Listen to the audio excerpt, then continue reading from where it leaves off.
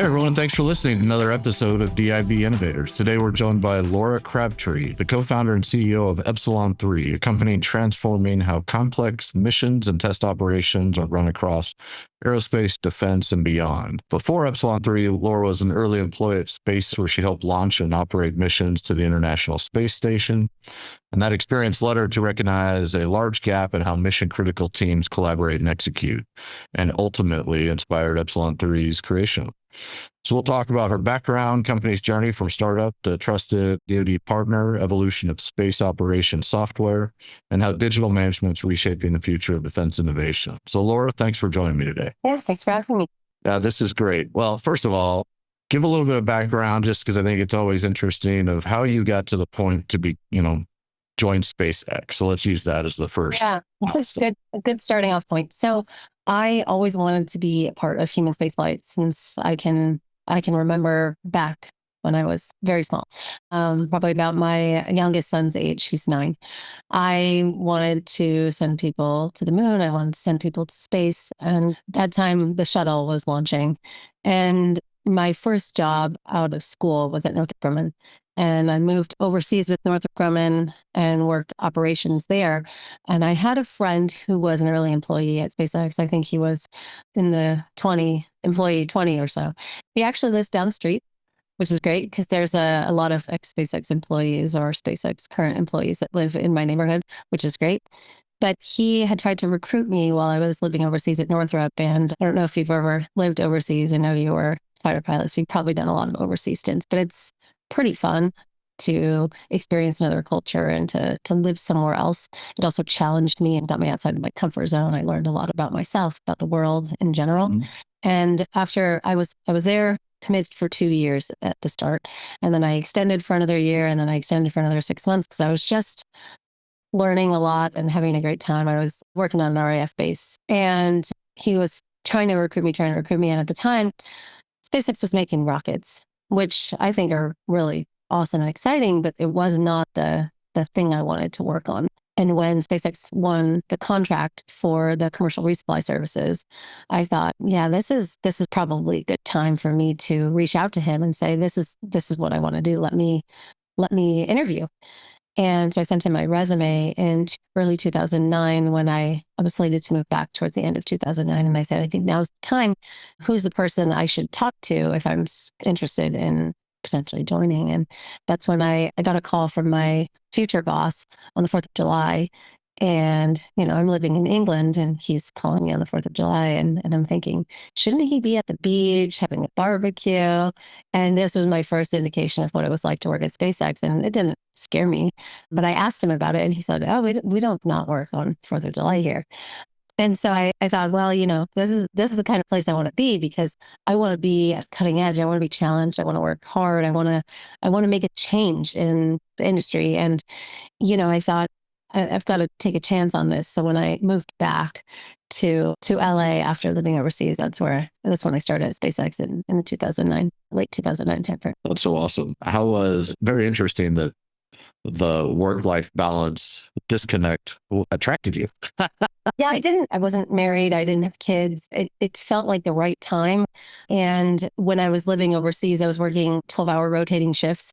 So it was like 7 to 7 or 7 to 7, 4 days on, 4 days off, which gave me a lot of free time to travel and go different places in the world. But, I wanted a lot more responsibility. I wanted to contribute in a different way than, a rotating shift of operations. And I saw this as a way to make a big impact. I had a couple of folks that worked on SpaceX on the podcast. So what was it like working with and for Elon? I didn't have a lot of interactions with him early, but, I've shared a couple of things publicly. There was an email I sent early on in 2010 that kind of characterizes how it was for me, where I invited a bunch of executives and our operations team, since at the time I was responsible for Dragon training, but we weren't launching Dragon in early 2010. So I was responsible for a lot of the Falcon 9 coordination for wet dress, dry dress, mission dress rehearsals, et cetera, in mission control. And I sent an email with a couple of acronyms that was forwarded along to the entire company the same night that I sent it, because of my manager boss at the time had said to me, you need to CC SpaceX exec staff.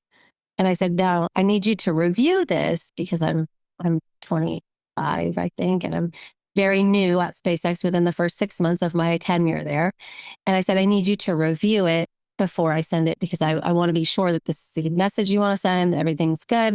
And he reviewed it, said, go ahead and send.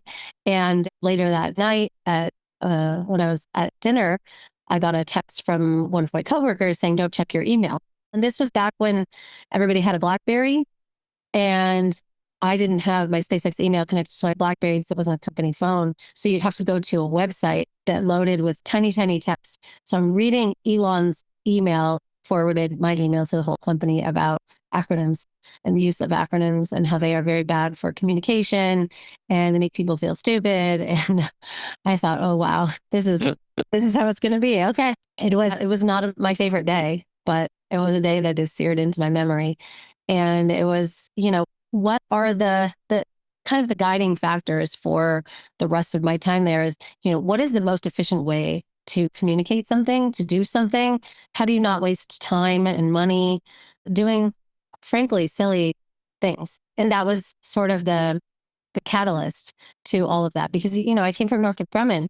Their use of acronyms there, and I didn't actually use, I mean, you can look at the LinkedIn post that I talked about it, but I didn't actually use that many terrible acronyms. But, if you work with any aerospace company, they have a plethora of acronyms where you have an entire dictionary filled with them.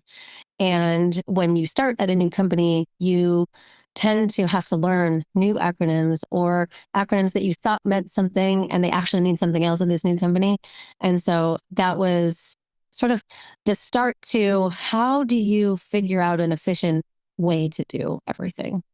And that was kind of the way that it was for the first 8 years is, how are you going to design this process? How are you going to design this vehicle? How are you going to design this operation for efficiency, for training, so that you don't have to do 2 years of training to learn how this vehicle works? You don't have to have a bespoke thing for each different person.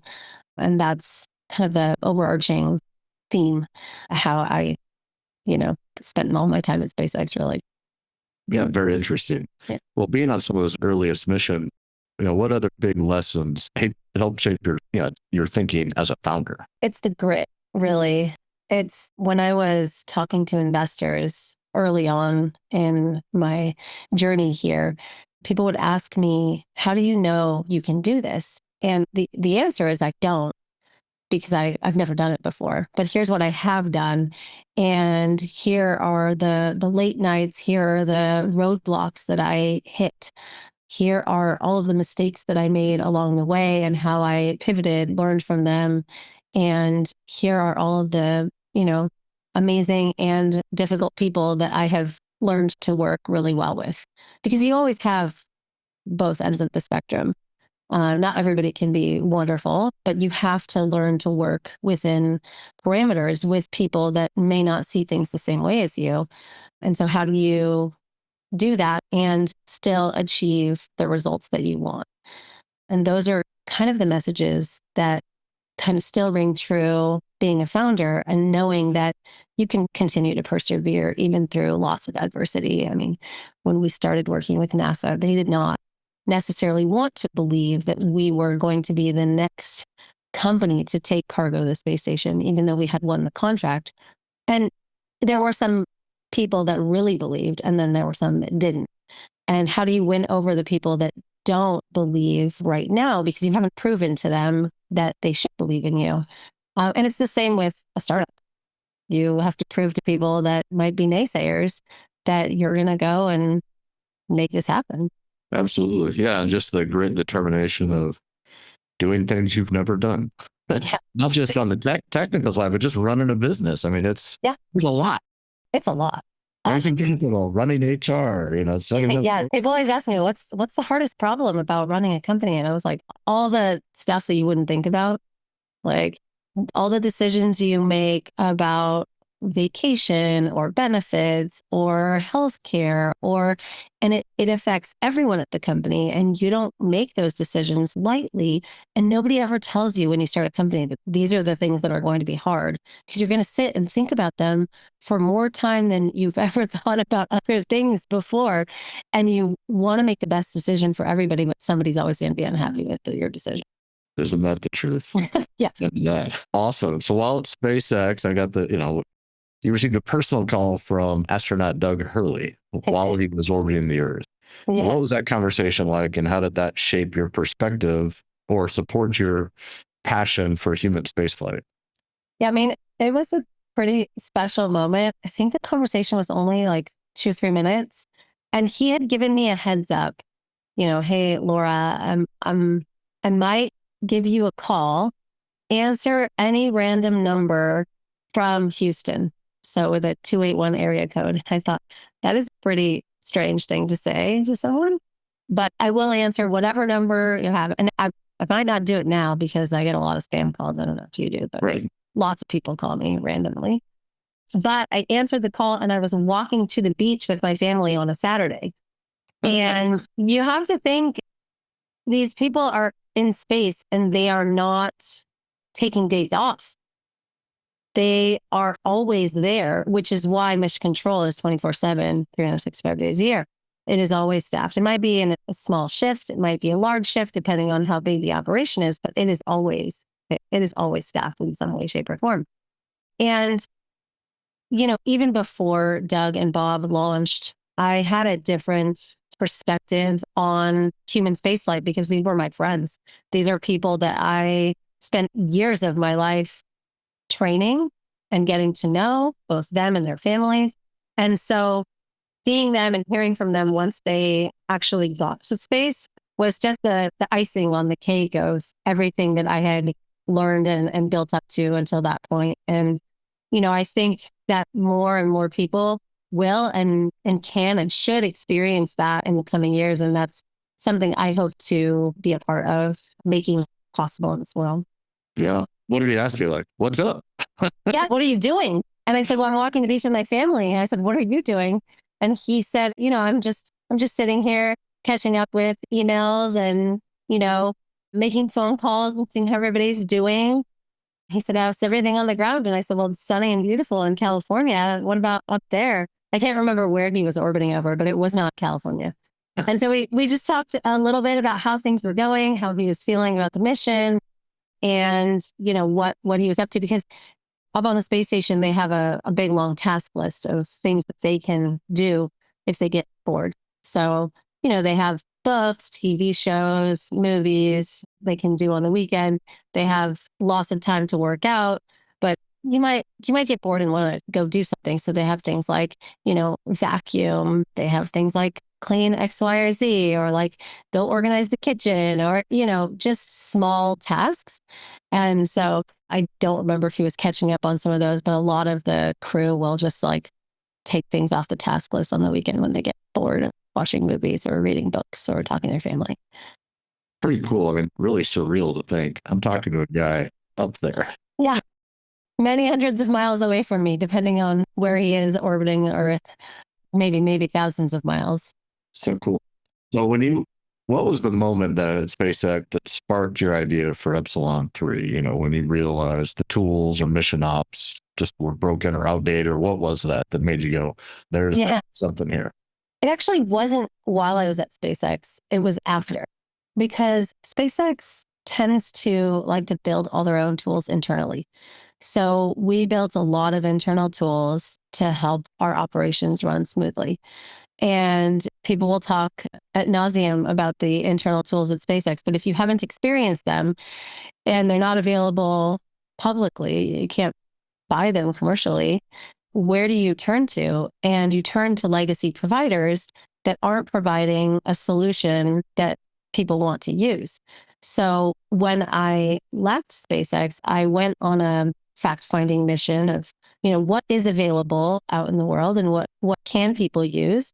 And I talked to many friends, colleagues, anybody who would listen during interviews, during just like catch up calls about what they were using to plan and execute their operations.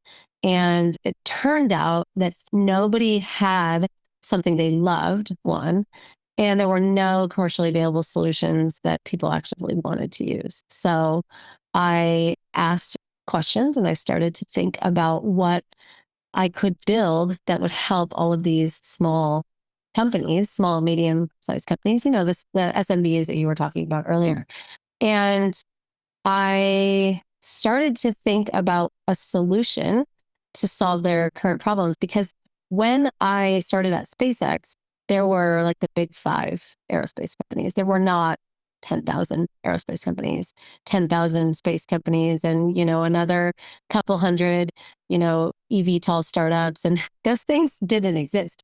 And so I think this boom in the space industry and the, aviation and aerospace industry caused people to start questioning what software am I using? And that catalyst is sort of when I left SpaceX and started asking those same questions. And it was the moment was when I asked somebody, hey, I've had some experience in operations. I've done this, this, and this. And I was thinking about building something to the tune of X, Y, and Z. And they said, oh yeah, well, you let me know because I want to use that. And so then I thought, okay, well, let me see if the next person says the same thing. And I heard the same sort of story from many different people. And I thought to myself, well, I might have a business here. And that's when I started researching business plans and, Googling as you would if you're an engineer trying to figure out what a business might look like. And so I Googled business plan and started writing down who we would sell to, what we could sell, what we would build. And that was the catalyst of, I've got this idea and I think it needs to come to market. It's great. So you have this idea and then you're like, well, I need to name the company. Sounds like a movie. Where'd you come up with this? Well, we were originally called something more space themed or space focused. And then I quickly realized that many of our customers might not be space people because the more people I talked to, the more I realized that other industries might have the same problems. And so I started reaching out to other industries. And without knowing a ton, because I come from the space industry, without knowing a ton about other industries, I learned that their operations were similarly disjointed and needed a refresh. And so we wanted to name ourselves something agnostic to space that was sort of a nod to the nerdiness of the founders here.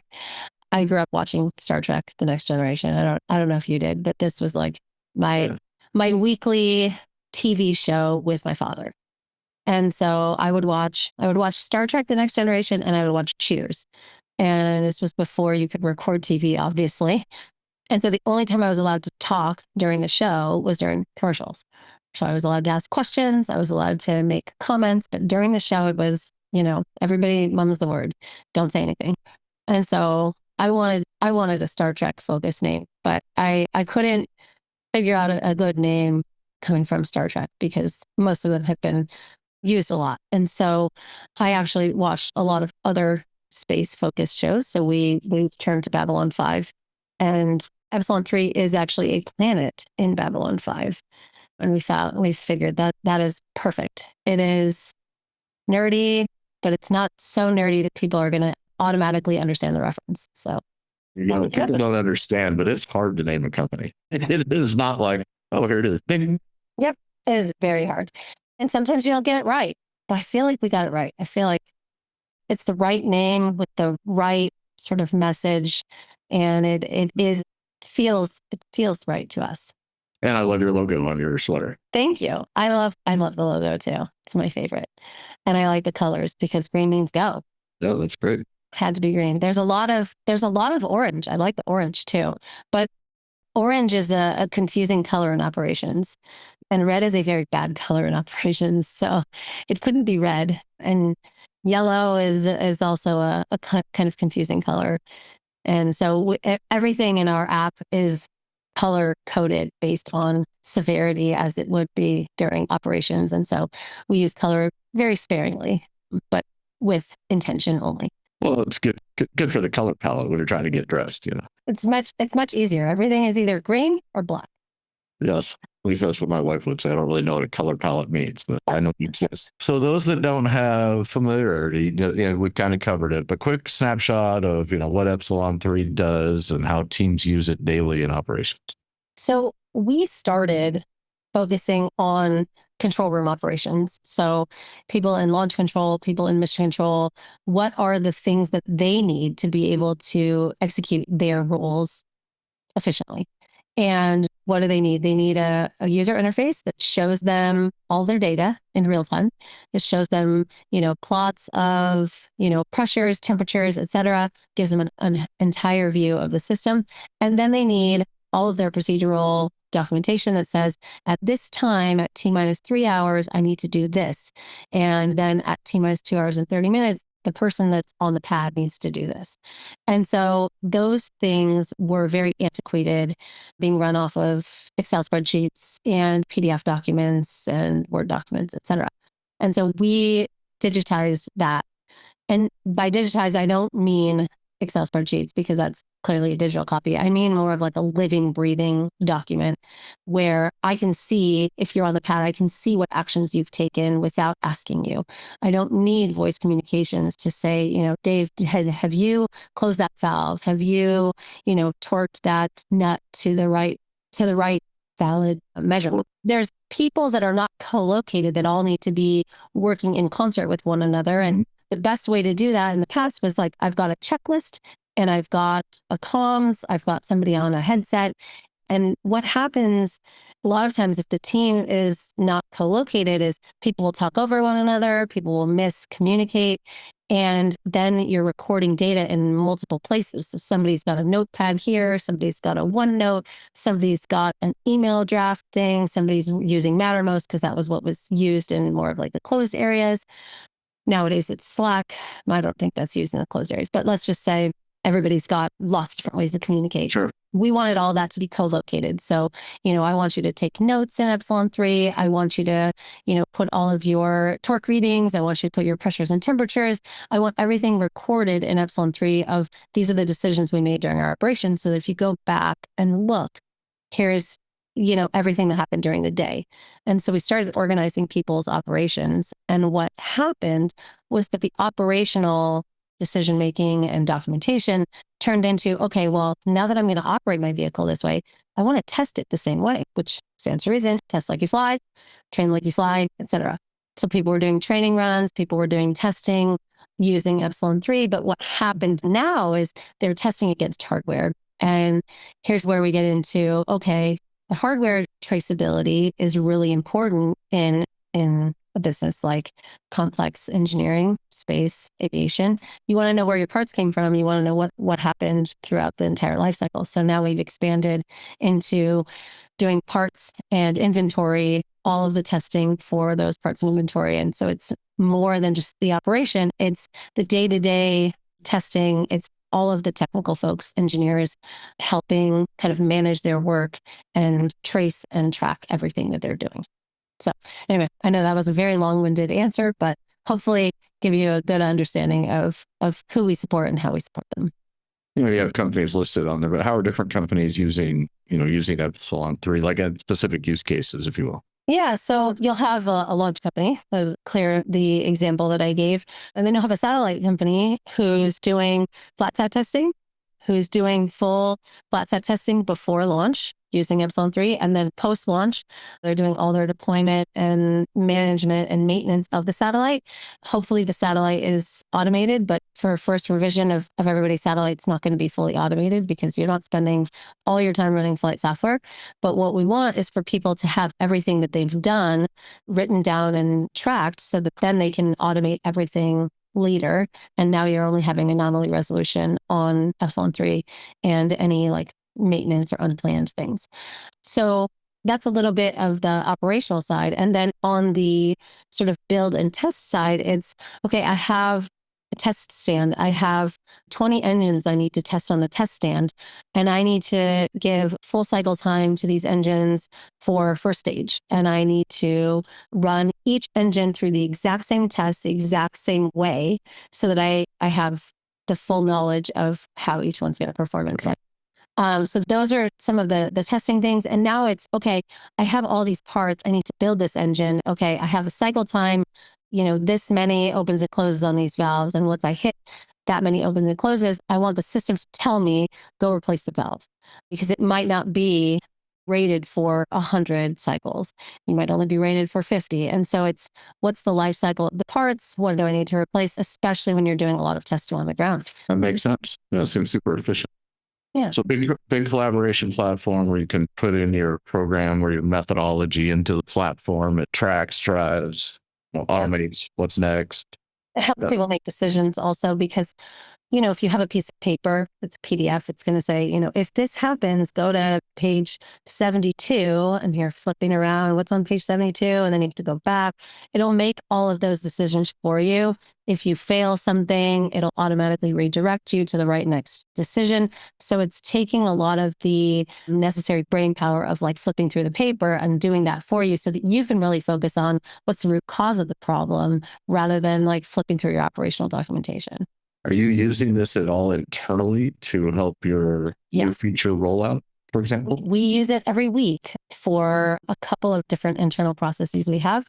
And we use it also for very deep testing of the platform.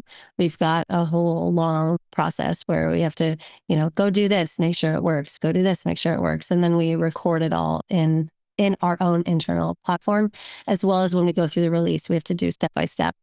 As I'm sure you know, security and reliability are really, really important to us. So we do a lot of very rigorous testing, which is why we test everything internally before we release it to customers.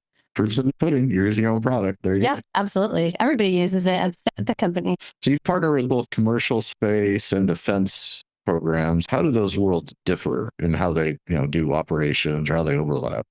Yeah, I mean, I think for the defense-focused programs, they have a similar goal, but they are more on the operational space and less on the build and test space. So they'll be purchasing hardware, most likely, and then operating it. So doing more repeatable operations. And so they are using a different piece of the platform. And with our commercial customers, they're using more of the wider things that we do. So we have 10 different modules now. And so for the more defense focused, they'll use 3 or 4 of the modules, namely like the schedule risk. They'll use obviously procedures, and they'll use the shift logs, but they won't use some of the inventory maintenance, et cetera, unless it's more of a maintenance focused customer on the defense side of things. But our commercial focused customers will use the whole breadth of the system. And what's maybe the most surprising use case or cool application that gave you visibility of, oh my God, this thing could be a lot broader than, specifically space operations? Yeah. Well, we started supporting a robotics home building company. That was really fun and new, and we weren't really looking for that. But they came to us because it turns out that a lot of our friends who have gone out and left aerospace have gone into other really cool, complex businesses like fusion, fission, nuclear, as well as robotics, other aviation tech companies. And we've seen applications across the entire breadth of those spaces, which has been really fun. I get to learn all sorts of new things. That's great. Your TAM just grew. Yeah, it's really nice. It's something that we thought about at the very beginning, but we weren't sure how it was going to play out. We weren't sure how we were going to learn about those other markets, how we were going to learn about different types of companies. And I'm really happy that they have come to us, and we learned their process as they were telling us what they wanted. We realized that we pretty much had everything they wanted. So when you have, you're working in the DoD or Defense Industrial Base as well as space, but that's not like just pure commercial. What's gone well and what's been really hard? Well, government contracting is not simple. There's no playbook that says, here's how you get the contract signed. With commercial, you go to the right person. That person has purchasing power, whether it's the CEO, the CIO, the COO, whoever it might be, VP of engineering. That person has purchasing power, they sign, and then the next day, customer is using product. with Air Force, Space Force, it is a process that's not short or easy. And, whether you're on GSA, whether you have FedRamp, whether you have, SOC 2 and CMMC, those things don't necessarily always matter. And I think that's the hardest part for me, is figuring out who the actual buyer is. Because I know how to find the users, but the people with the purchasing power is sometimes the most difficult part. Is that what you found as well, or am I off base on? We're not selling to the government yet, but Yeah. the other customers I have, no, which leads to my next question. Did you figure this out internally, or did you find a partner to walk you through, different contracting vehicles, or, link you up? We've had multiple different partners that we worked with on explaining and walking us through contracting vehicles. I think we are still learning, and we're still growing in that space. And I'm excited to learn more.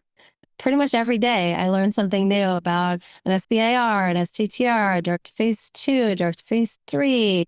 There are a lot of different ways to get into supporting the government, and there's not one straight path. And so, yeah, we've used different people for like writing proposals, for introducing us to potential buyers once we found users.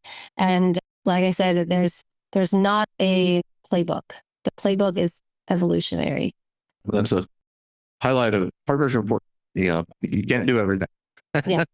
And for a software business, I think the one thing that I found is, since we're a software business, we are support focused. We are going to be part of a larger contract. And that's the part that, I think people want the program of record. But for us, we want to support the commercial entity that is working with the government, and then be a bridge between them. Yep. And how was the process to become FedRamp? Oh, not fun, long and arduous, but I think totally worth it in the end. I hesitated on it for a long time because, as you know, it is lengthy and expensive, but it really gives our customers peace of mind that our application is secure, that their data is secure. And when you're talking about defense, commercial space, security is literally maybe the second most important thing, depending on who you talk to. The ease of use and the value proposition is probably first for everybody but the CIO. But the CIO really wants to know that their data is secure. And it comes up in every conversation we have. And I think some customers, knowing that we are FedRAMP compliant, it just gives them like a good feeling about us and our commitment to their data security. Yeah, super important. I think absolutely. That's the reason we're around. Yeah, you have to trust us, because in the end, we are a provider of software service that you are using for mission critical operations. And it is a level of trust that our application is safe and secure, and two, that it's reliable. It's not going to go down when you need it. So we also, share uptime and reliability data with our customers. This is the amount of time since we've had any downtime, and we have very good uptime. So how did you work through your first early adopters? I mean, that's always a challenge to get product good fit and, establish that. How was that journey?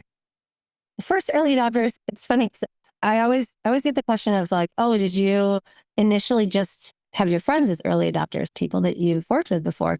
And interestingly enough, it was not my friends or people I had worked with before that were early adopters.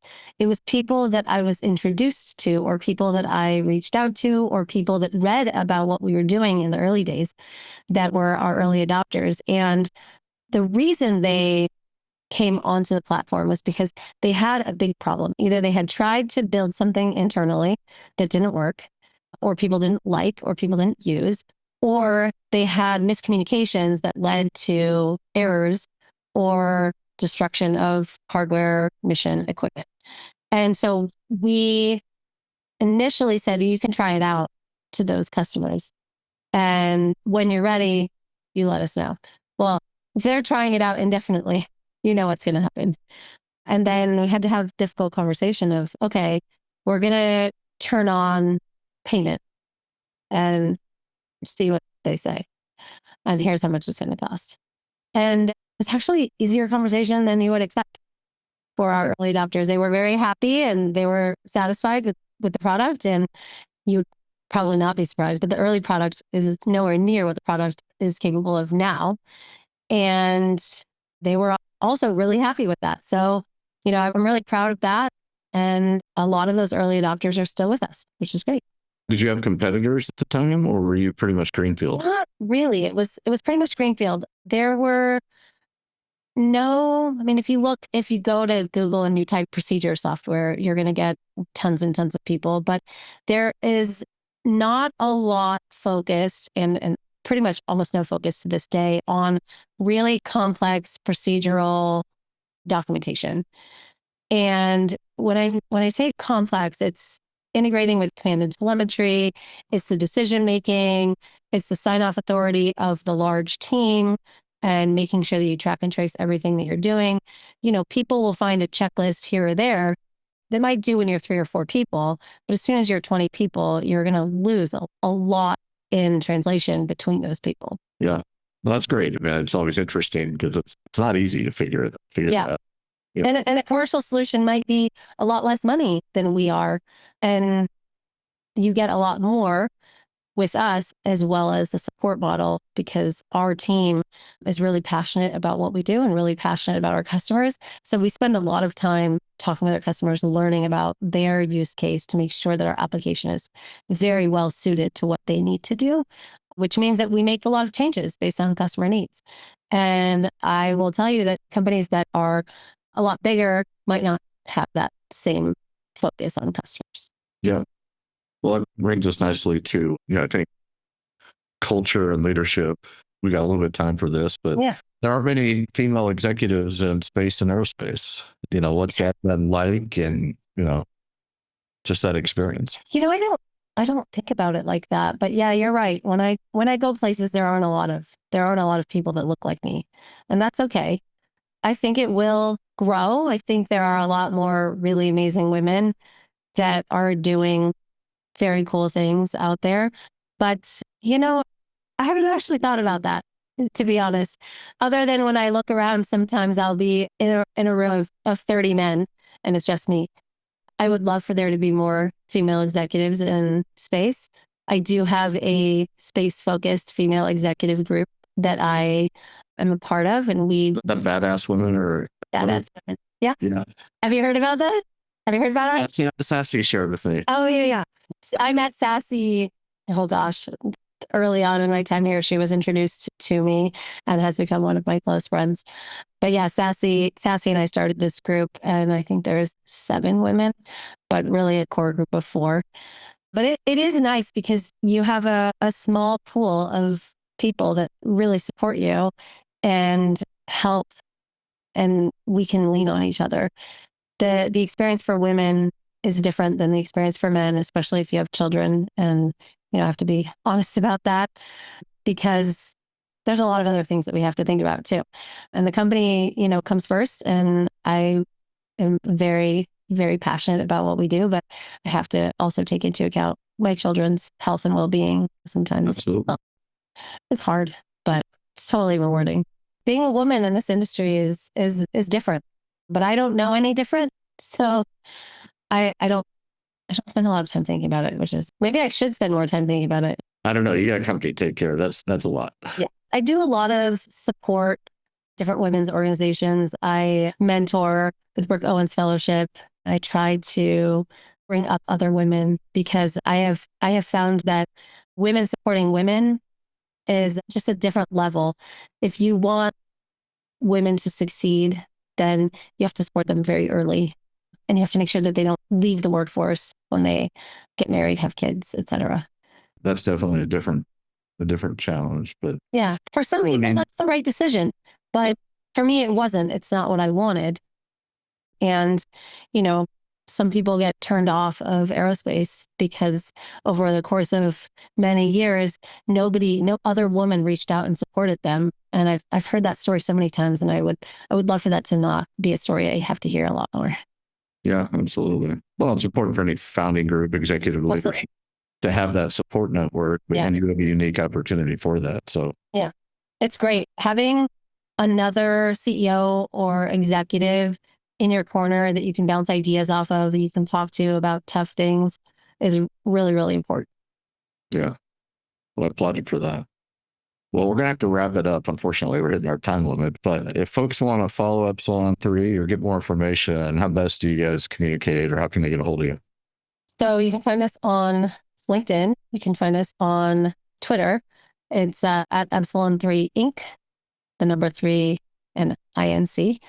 Our website is epsilon3.io. And you can also follow me on Twitter. I am just LL Crabby, Crabbie. LL Crabby. It hasn't changed since I had an AOL screen name. I've had the same. You don't still have AOL? No, not anymore. But I had that. That was my username, my AOL Instant Messenger name when I was in, I want to say middle school. It's really sad. But I laughed. My daughter gave me my call sign in the Air Force is Otto, OTTO. Okay. And so she named my Instagram, "Do you want my autograph?" Yeah, that's amazing. I love that.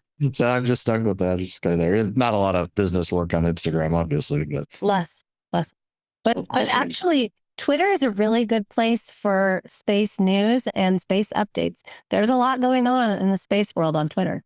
Well, very cool, Laura. This has been super fun having you on the Digitizes, and I appreciate what you're doing. I look forward to meeting you in person sometime. And That'd be great. All right. Thank you very much. Thanks, Dave.